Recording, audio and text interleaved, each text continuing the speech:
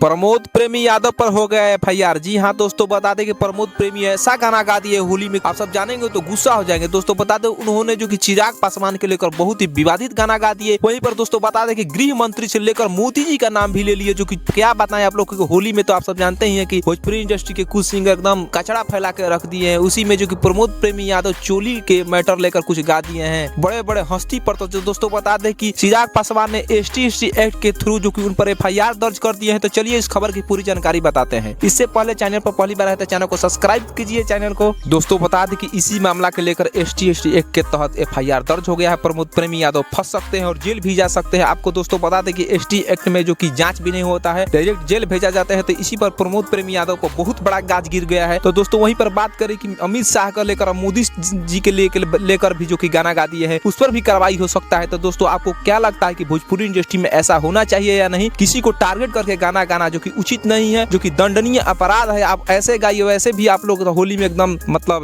क्या क्या कर दे रहे हैं, जो कि भोजपुरी इंडस्ट्री के लिए मान सम्मान को धूमिल कर दे रहे हैं। तो दोस्तों बता दें आपको क्या लगता है कि जो प्रमोद प्रेमी यादव पर जो एफआईआर हुआ है वो होना चाहिए था या नहीं? आप कमेंट बॉक्स में राय दीजिए। वहीं पर दोस्तों आपको ये वीडियो कैसा लगा, आपका जानकारी है कैसा लगा, कमेंट बॉक्स में अपना राय दीजिए और वीडियो को ज्यादा से शेयर कर दीजिए। और पहली बार चैनल पर आए तो चैनल को सब्सक्राइब कर लीजिए। धन्यवाद।